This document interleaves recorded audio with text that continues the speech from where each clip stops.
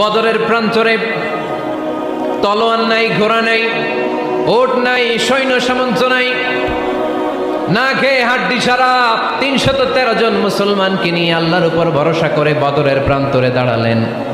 আর ওইদিকে কাফেরদের সৈন্যবাহিনী ছিল ১,০০০। কয় হাজার? মুসলমান কয়জন?